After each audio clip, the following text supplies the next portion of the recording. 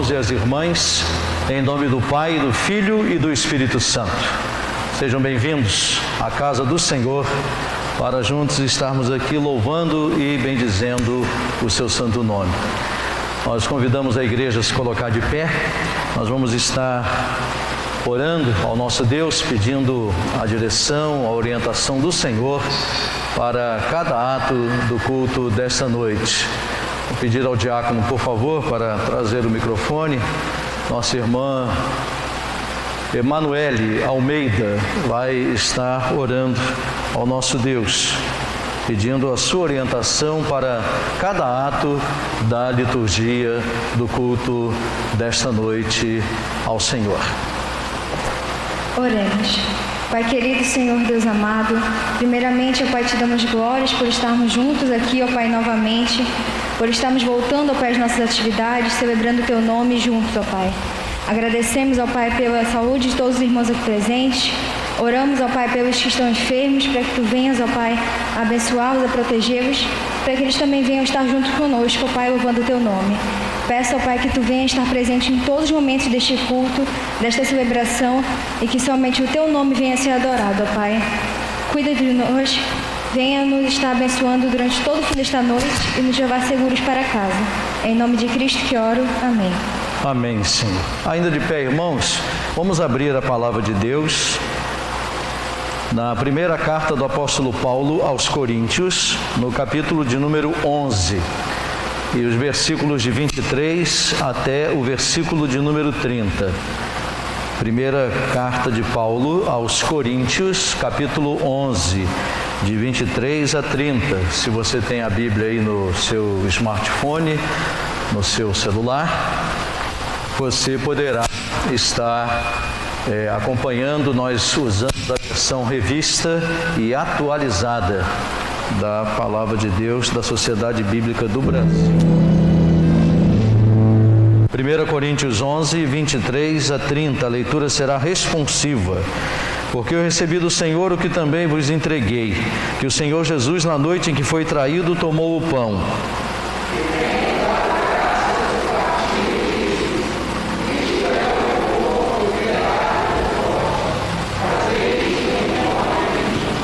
Por semelhante modo, depois de haver ceado, tomou também o cálice, dizendo: Este cálice é a nova aliança no meu sangue.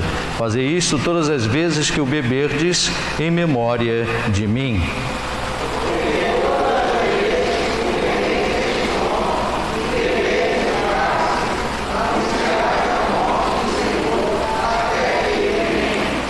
isso, aquele que comer o pão ou beber o cálice do Senhor indignamente será réu do corpo e do sangue do Senhor.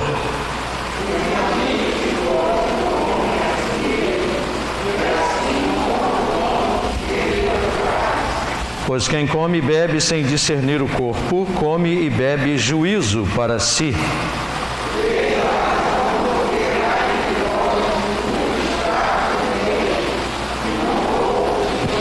Deus abençoe a leitura da sua santa palavra.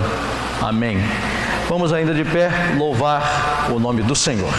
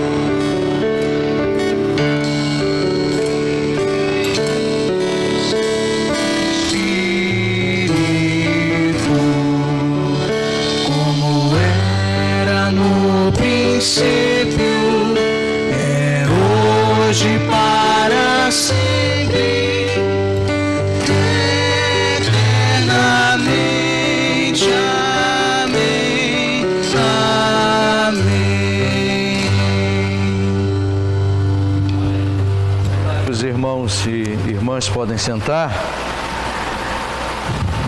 Hoje estamos diante da mesa do Senhor e este momento de estarmos diante da mesa do Senhor é sempre um momento de refletirmos sobre a nossa própria vida, para depois nos assentarmos diante da mesa da comunhão do Senhor. Paulo, no texto que lemos ainda agora, na primeira carta aos Coríntios, capítulo 11, ele diz: examine-se, pois, o homem a si mesmo.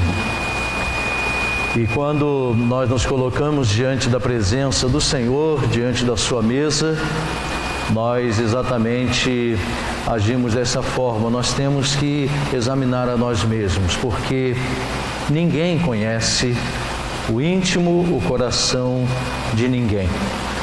Só mesmo uma pessoa é que se conhece e Deus conhece cada um de nós. Por isso a orientação paulina é clara. A responsabilidade diante de Deus sempre é pessoal. Uma mãe, por mais que ame o seu filho, não pode fazer espiritualmente por ele nada mais do que orar, clamar a Deus. Não pode fazer nada. Mãe nenhuma, parente nenhum, esposa ou esposa pode, por exemplo, salvar alguém. Só Jesus é que pode. Por isso esta hora é a hora da auto-reflexão, olhar para dentro de nós mesmos. Examine-se, pois, o homem a si mesmo, diz Paulo, e assim coma do pão e beba do cálice. É hora de examinarmos a nossa vida, ver como ela vai, como temos vivido, para depois nos assentarmos diante da mesa do Senhor. Se houver alguma coisa errada, alguma coisa que precisa ser consertada, aproveita agora. Coloca diante de Deus, confessa o erro, recebe o perdão de Deus e depois participa da mesa do Senhor. Mas a confissão tem que ser sincera, porque Deus conhece o coração de todos nós. Nós vamos orar silenciosamente durante alguns instantes. A música no fundo vai nos ajudar. Depois o pastor vai estar fazendo uma oração para quebrarmos o silêncio. Vamos orar.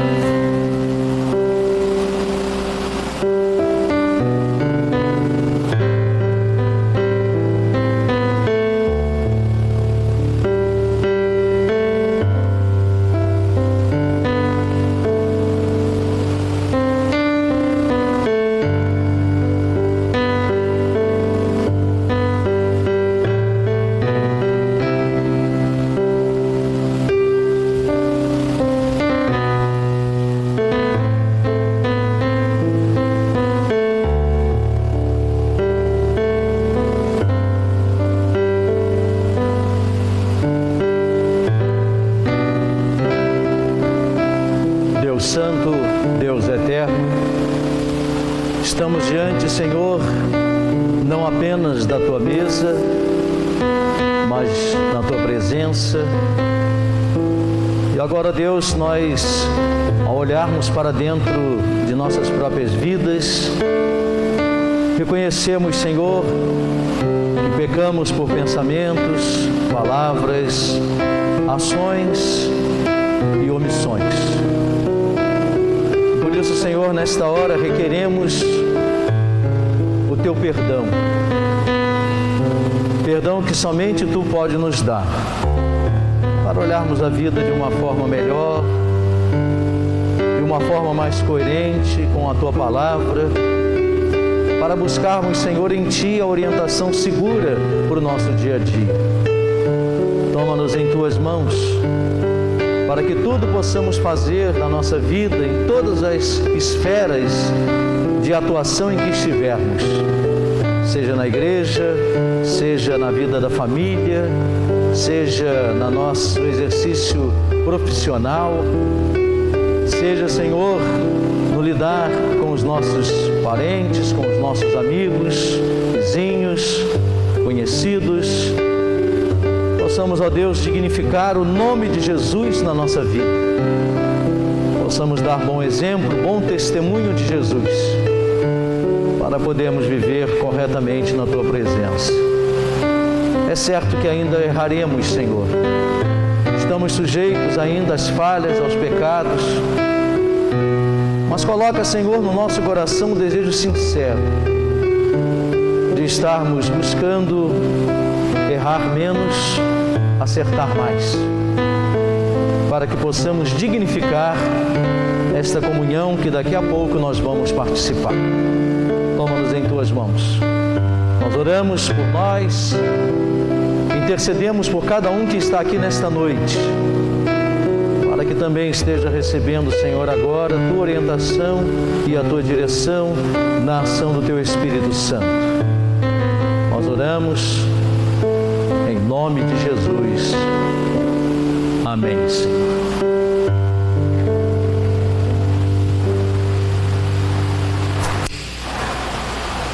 Leitura continuada da Palavra de Deus. Vamos continuar lembrando aos irmãos que estamos nos sentando 3 pessoas apenas em cada banco, para podermos manter a distância recomendada pelas autoridades de saúde e para o nosso próprio cuidado também. Ainda temos, graças a Deus, alguns lugares disponíveis. Leitura continuada da Bíblia. Atos dos Apóstolos, capítulo 26. Atos, capítulo 26. Abra sua Bíblia ou o seu aplicativo aí no seu celular e acompanhe a leitura da Palavra de Deus conosco.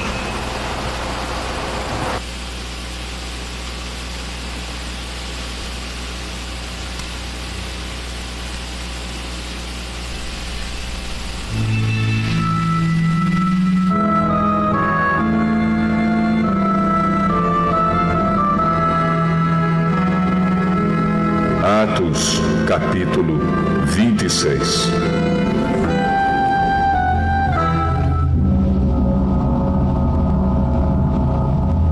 Agripa disse a Paulo: Você pode apresentar sua defesa. Então Paulo estendeu a mão e fez a sua defesa, dizendo o seguinte: Rei Agripa,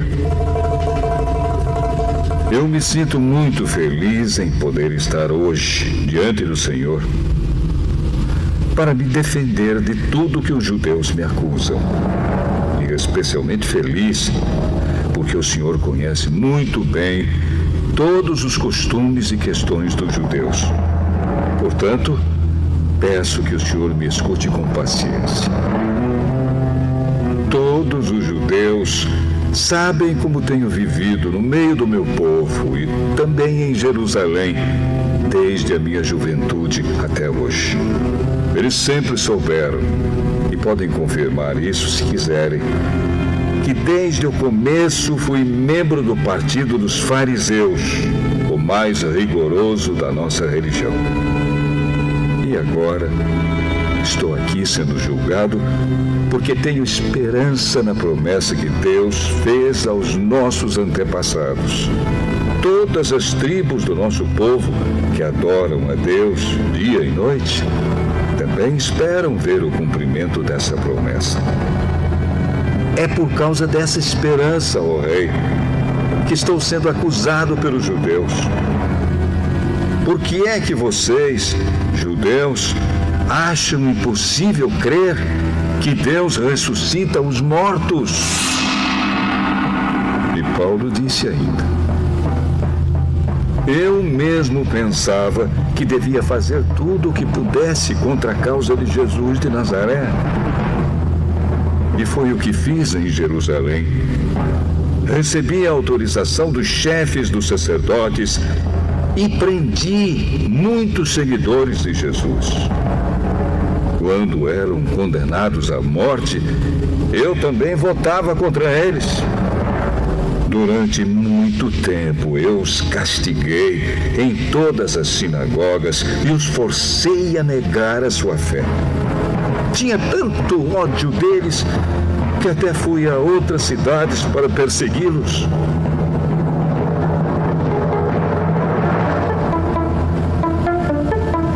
Foi por isso que viajei para a cidade de Damasco, levando autorização e ordens dos chefes dos sacerdotes. Mas aconteceu, ó Rei, que na estrada, ao meio-dia, veio do céu uma luz mais brilhante do que o sol, a qual brilhou em volta de mim e dos homens que estavam viajando comigo. Todos nós caímos no chão e ouvi uma voz me dizer em hebraico: Saulo, Saulo, por que você me persegue? Não adianta você se revoltar contra mim. Então eu perguntei: quem é o Senhor? E o Senhor respondeu: eu sou Jesus, aquele que você persegue. Mas levante-se e fique de pé. Eu apareci a você para o escolher como meu servo, a fim de que você conte aos outros o que viu hoje e anuncie o que lhe vou mostrar depois. Vou livrar você dos judeus e também dos não-judeus a quem vou enviá-lo. Você vai abrir os olhos deles, a fim de que eles saiam da escuridão para a luz e do poder de Satanás para Deus. Então, por meio da fé em mim, eles serão perdoados dos seus pecados e passarão a ser parte do povo escolhido de Deus.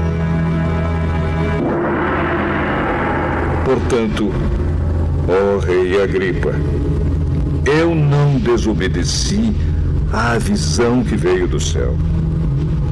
Anunciei a mensagem primeiro em Damasco e depois em Jerusalém, em toda a região da Judéia e entre os não-judeus. Eu dizia a todos que eles precisavam abandonar os seus pecados, voltar para Deus e fazer coisas que mostrassem que estavam de fato arrependidos. Foi por isso que alguns judeus me agarraram quando eu estava no pátio do templo e quiseram me matar. Mas até hoje Deus tem me ajudado. E por isso estou aqui, trazendo a sua mensagem a todos, tanto aos humildes como aos importantes. Pois eu digo a mesma coisa que os profetas e Moisés disseram que ia acontecer. Eles afirmaram que o Messias precisava sofrer e ser o primeiro a ressuscitar para anunciar a luz da salvação, tanto aos judeus como aos não-judeus.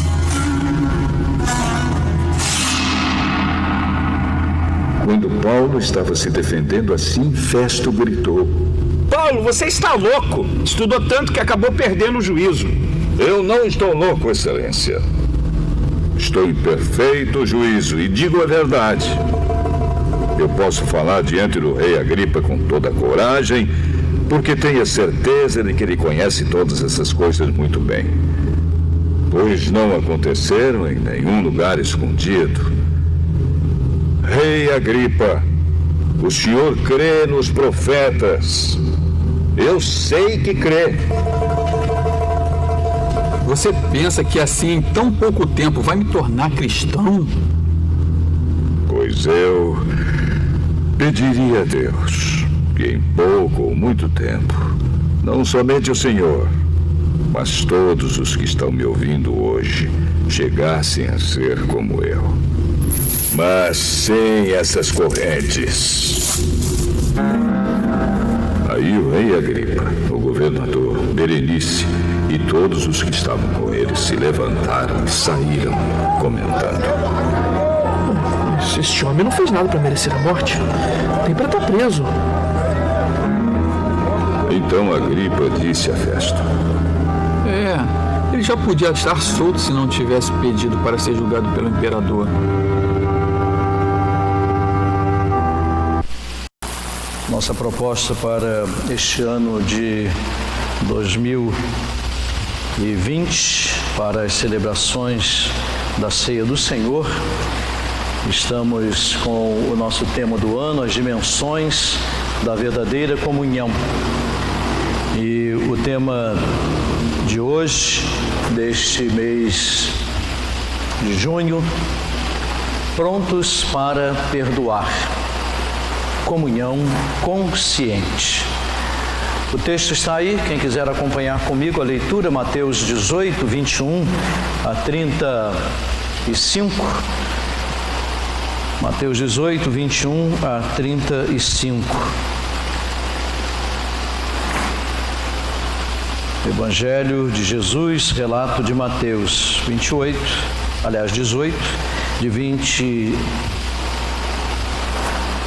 até 35. Então Pedro, aproximando-se, lhe perguntou: Senhor, até quantas vezes meu irmão pecará contra mim para que eu lhe perdoe? Até 7 vezes? Respondeu-lhe Jesus: Não te digo que até 7 vezes, mas até 70 vezes 7. Por isso o reino dos céus é semelhante a um rei que resolveu ajustar conta com os seus servos, e passando a fazê-lo, trouxeram-lhe um que lhe devia 1000 talentos. Não tendo ele, porém, com que pagar, ordenou o Senhor que fosse vendido ele, a mulher e os filhos e tudo quanto possuía, e que a dívida fosse paga. Então o servo, prostrando-se reverentemente, rogou: Sê paciente comigo e tudo te pagarei. E o senhor daquele servo, compadecendo-se, mandou-o embora e perdoou-lhe a dívida. Saindo, porém, aquele servo encontrou um dos seus conservos que lhe devia 100 denários e, agarrando-o, o sufocava, dizendo: Paga-me o que me deves. Então o seu conservo, caindo-lhe aos pés, lhe implorava: Sê paciente comigo e te pagarei. Ele, entretanto, não quis, antes, indo, o lançou na prisão até que saldasse a dívida. Vendo seus companheiros o que se havia passado, entristeceram-se muito e foram relatar ao seu senhor tudo o que acontecera. Então o seu senhor, chamando-lhe, disse: Servo malvado, perdoei-te aquela dívida toda, porque me suplicaste. Não devias tu igualmente compadecer-se do teu conservo, como também eu me compadeci de ti? E, indignando-se, o seu senhor o entregou aos verdugos, até que lhe pagasse toda a dívida. Assim, também meu Pai Celeste vos fará, se do íntimo não perdoardes cada um a seu irmão. Meus amados irmãos e minhas irmãs, como os irmãos sabem, eu preparo as minhas coisas com muita antecedência, às vezes até, diz a minha família, exagerada antecedência. Mas eu também não sou pego de surpresa quando as coisas acontecem.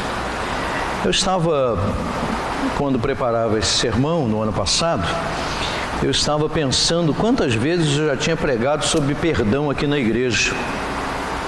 E fui fazer uma pesquisa nas minhas anotações, né, nos meus arquivos, e estamos no nosso 10º ano de ação pastoral aqui na igreja.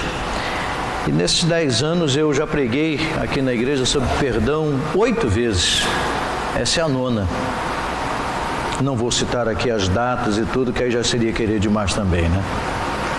Mas eu, quando preparava, fiquei me perguntando, mas eu perguntei a Deus, mas Senhor, sobre perdão de novo? E fiquei meditando e pensando e orando. E a única resposta que Deus me deu foi essa: vá e pregue. E eu fiquei pensando, certamente, quem sabe, num dia em que preguei aqui sobre perdão, alguém que precisava ouvir não estava. Aí estava numa outra oportunidade. Quem sabe, hoje, alguém que esteja aqui não estava nas outras vezes que preguei sobre esse tema, mas dentro da nossa proposta para o ano todo, esse era um tema importante. Perdão. O perdão, ele cura feridas e revitaliza as relações humanas. Ai de nós, se nesse mundo caótico que nós já vivemos, tão sofrido, tão difícil, onde a palavra de ordem não é perdão, mas é competição, e em função dessa competição, muitas vezes, ódio, vingança. A gente falar em perdão, parece que cada vez mais vamos ficando vistos como pessoas estranhas. Mas como ficar falando de perdão no mundo em que nós vivemos? Parece estranho, parece absurdo. Então, a recusa do perdão, ela sempre traz constrangimento e também prejuízos para a vida.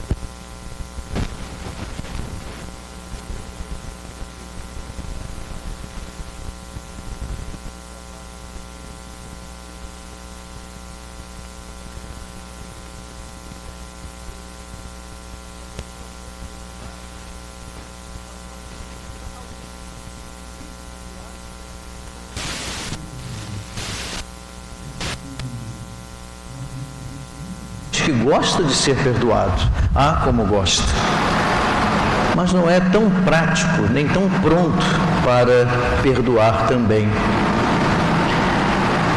Deus tem prazer em perdoar, e a nossa referência para a nossa vida do perdão é Deus. Então nós devemos ter também prazer em perdoar.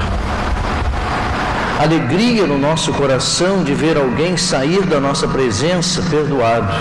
Oh, que coisa boa!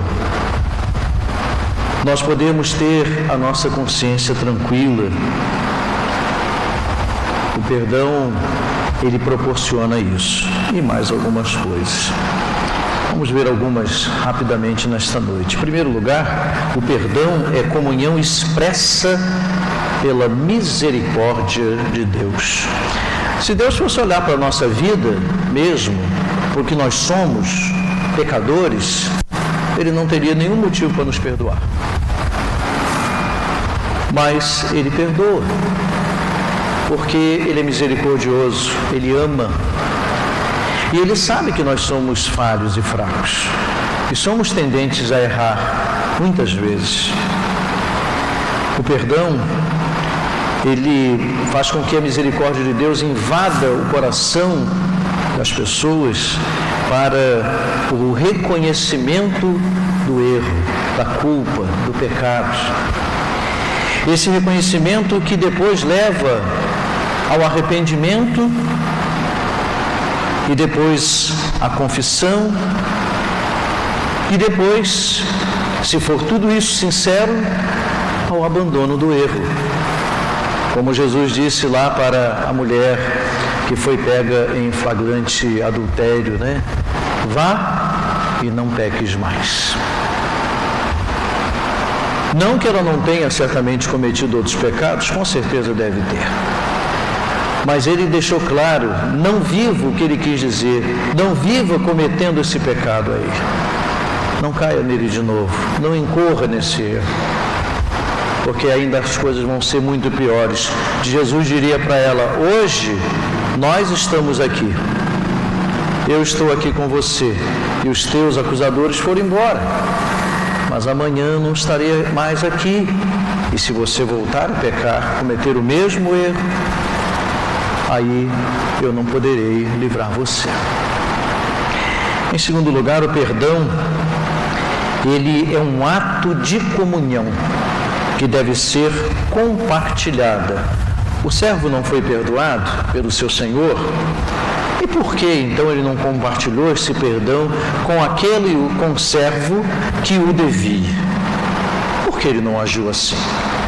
O seu coração estava aberto e pronto para receber o perdão do seu senhor, e não estava pronto. Que coração é esse? Será que ele tem dois corações? Um que recebia o perdão e um outro duro, de pedra, que não foi capaz de perdoar a outra pessoa que errou contra ele? Isso nos chama atenção. Não somente somos nós que erramos e que precisamos de perdão, mas há outras pessoas que também erram e precisam do nosso perdão.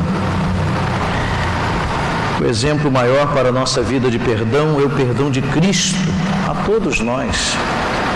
Ninguém vai ser perdoado por merecimento, porque ninguém tem merecimento para receber o perdão. Por mais que reconhecer o seu erro, confessar o seu pecado, a sua falta, a sua falha, se você tinha sido perdoado pelo seu Senhor, por que não perdoou o outro e agora ele foi para a prisão? E não pensaram duas vezes, foram lá e comunicaram para o Senhor dele: olha, o Senhor perdoou ele, mas o outro lá que fez uma coisa errada contra ele, tinha uma dívida com ele, não perdoou não.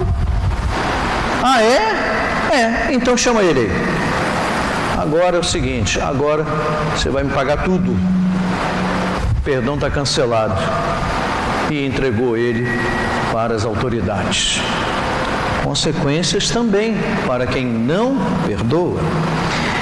Em terceiro lugar, o perdão é comunhão que desconhece limites. Não há limite para se perdoar. Por isso, início do texto, se perguntam a Jesus, né? Mestre, quantas vezes devo perdoar meu irmão? 7 vezes? E ele responde: não, 70 vezes 7. Ou seja, infinitamente, muito mais. Sempre. A intensidade do perdão, ela vai de acordo com o coração de quem está perdoando. E um coração que está em comunhão com Deus, o perdão é intenso, o perdão é contínuo, é sempre. Depois, a gravidade do perdão, a importância do perdão. Porque o perdão pode transformar uma vida para sempre, de causa dos resultados que o perdão proporciona. O perdão proporciona coisa boa. Eu não encontrei ninguém até hoje que reclamasse de alguém que o perdoou. Eu não gosto daquela pessoa, por quê? Porque eu cometi um erro, a pessoa me perdoou. E eu não queria ser perdoado. Ainda não encontrei ninguém nessa condição que não quisesse receber perdão por um erro que tenha cometido. Mas também há uma outra coisa importante, que são as consequências para a vida de quem não perdoa. As pessoas às vezes não perdoam, mas se esquecem que isso também não é só quem comete o erro que tem consequências na sua vida, mas quem não perdoa também tem consequências para a sua vida. O que o texto nos disse? Então, algumas pessoas, amigos daquelas dois, incondicionalmente. Esse é o perdão bíblico. O verdadeiro perdão, ele elimina o sentimento de culpa daquele que foi perdoado. A pessoa segue dali para frente, segue adiante, limpo. A pessoa está completamente limpa no seu coração. O seu arrependimento foi sincero, o pedido de perdão foi sincero, a recepção do perdão foi sincera, pronto, acabou ali. Seja grande, embora o crime, o perdão é sempre sublime. Isso não está na Bíblia. Quem disse isso foi um dos maiores escritores do Brasil, Casimiro de Abreu. É uma expressão bonita, porque fala a respeito da grandiosidade do perdão. Que Deus nos ajude, irmãos, a ver esse perdão como essa comunhão consciente e que estejamos sempre dispostos a perdoar, seja em que circunstância for, sem medir nenhum tipo de colocação, nenhum tipo de condição. Perdoar é perdoar e pronto, e acabou, e esquecer. É assim que deve ser. Que Deus nos ajude. Amém. Vamos estar, meus irmãos, convidando os nossos presbíteros para que estejam aqui conosco, à mesa do Senhor, para, juntamente com o pastor, estar celebrando. Vou convidar também nossos diáconos para que venham estar aqui conosco.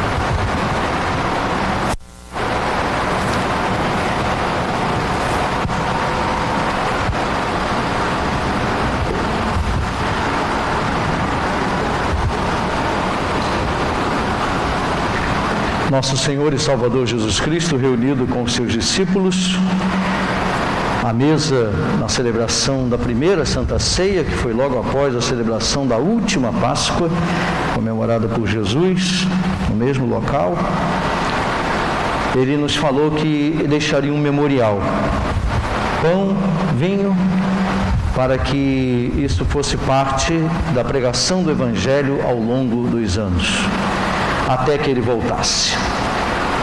Já se passaram 2000 anos, Jesus ainda não voltou, e a igreja celebra esta mesa com este sentimento. Apenas lembrando aos irmãos, quando estiverem recebendo os elementos, cálices, eles são descartáveis, tá?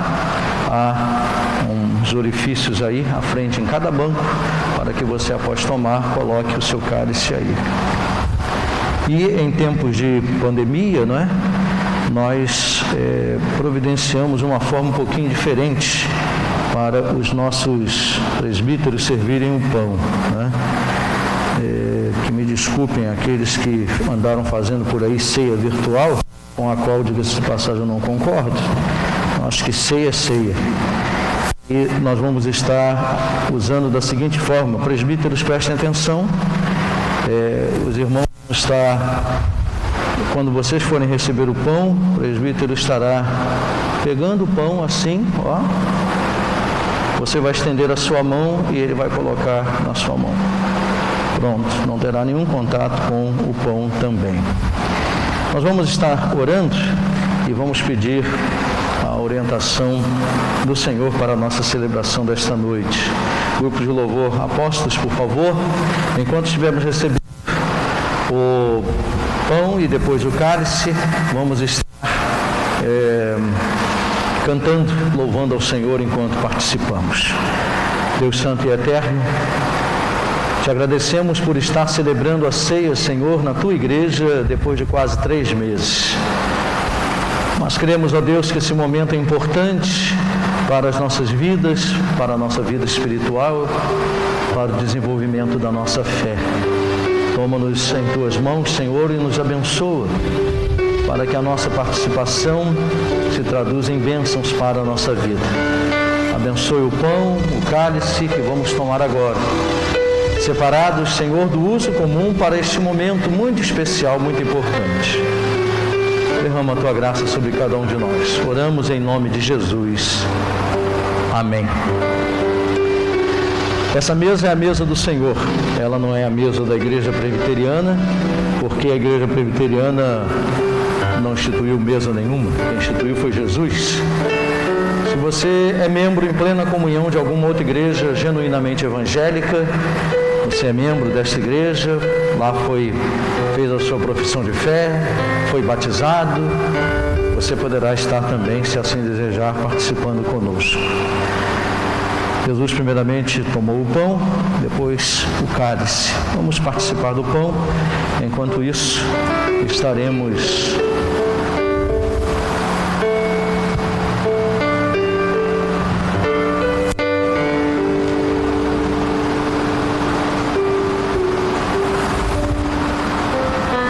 tomai e comei, fazei isto em memória de mim, disse Jesus.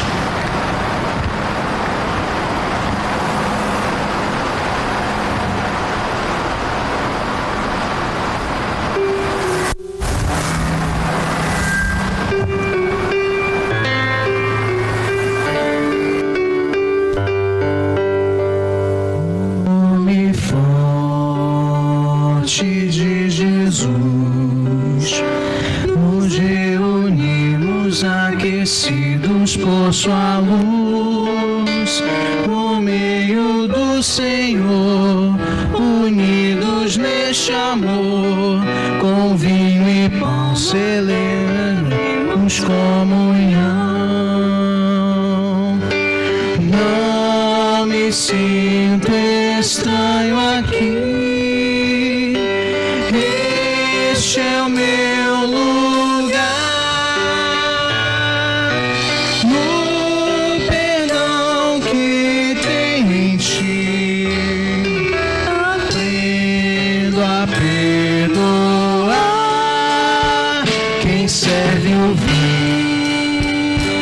Parte o pão, é o próprio Cristo ressurreto e nosso irmão, o Rei da terra e céus, é nosso anfitrião. Com vinho e pão nós celebramos comunhão entre o povo do Senhor. Verdadeiro lar, Cristo está presente aqui, neste celebrar, e logo vamos nos reunir no grande encontro preparado que há de vir. Na glória do Senhor, em todo resplendor, com vinho e pão celebraremos comunhão. Com vinho e pão celebraremos comunhão.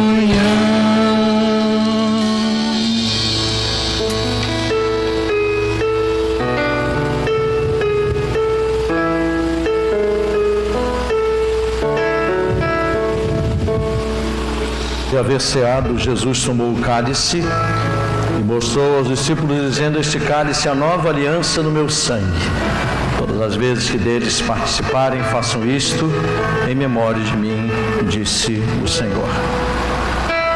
Continuamos louvando ao Senhor enquanto recebemos o cálice agora.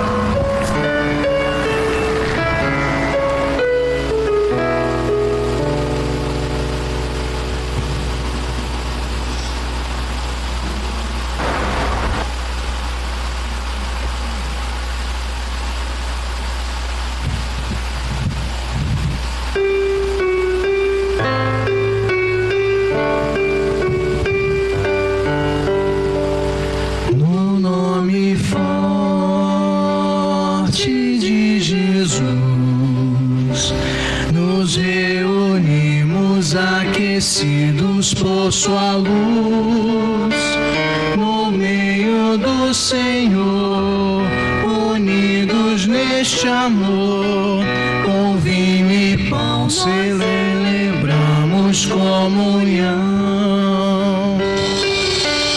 Não me sinto estranho aqui,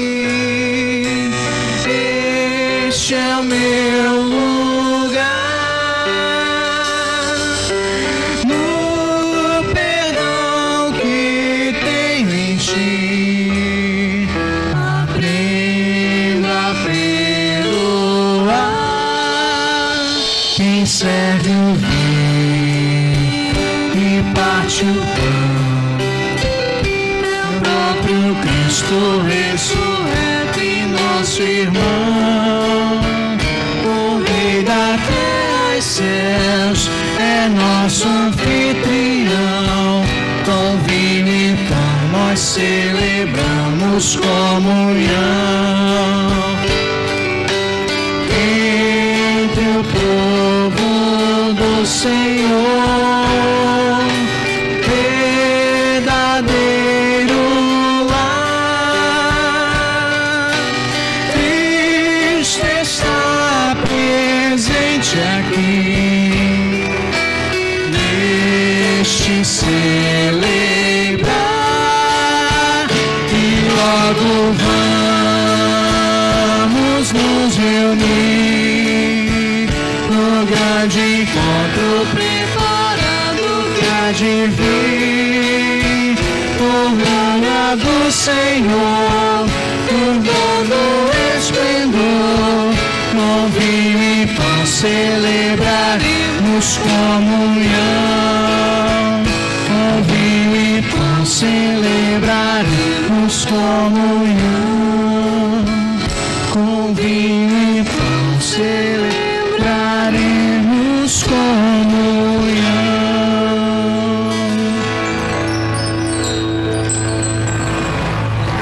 Nossa afirmação de fé neste momento é para nos lembrar das nossas fragilidades, de como somos errantes neste mundo e como pensamos que às vezes as coisas só funcionam para a gente, né?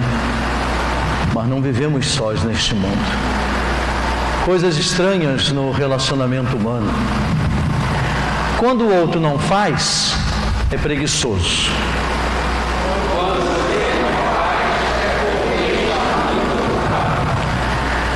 Quando o outro conta alguma coisa, está fazendo intriga.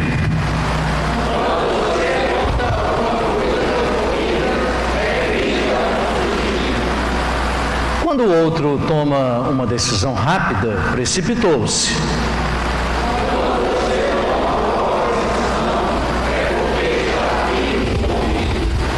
Quando o outro não lhe cumprimenta, é descortês.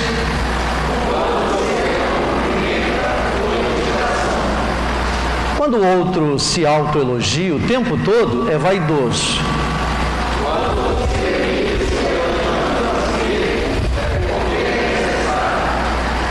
Quando o outro se esforça para ser agradável, é porque tem segundas intenções.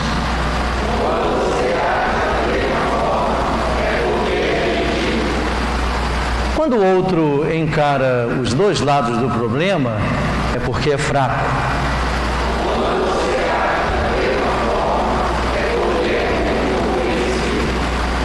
Quando o outro age apressadamente, é porque não é prudente.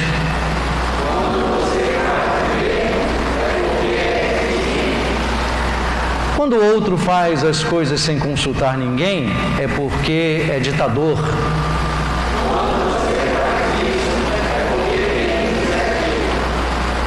Quando o outro progride na vida, é porque teve sorte.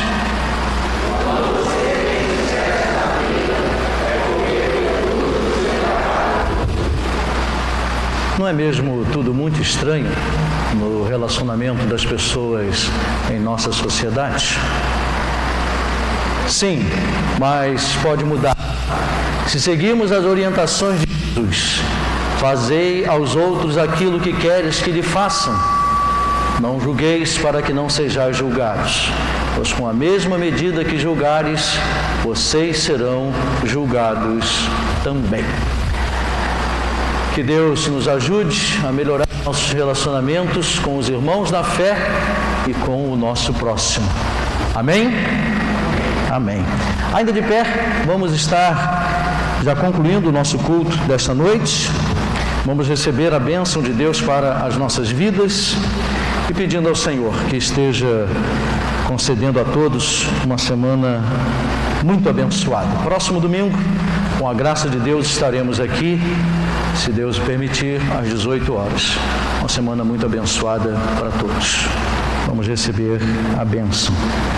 E agora, meus irmãos e minhas irmãs, que a graça de nosso Senhor e Salvador Jesus Cristo, o amor de Deus, o nosso Pai, a comunhão, as consolações, as bênçãos, o poder do Espírito Santo repouse sobre vós, sobre as vossas famílias, sobre todo o povo de Deus espalhado na face da terra, hoje, aqui, agora e eternamente.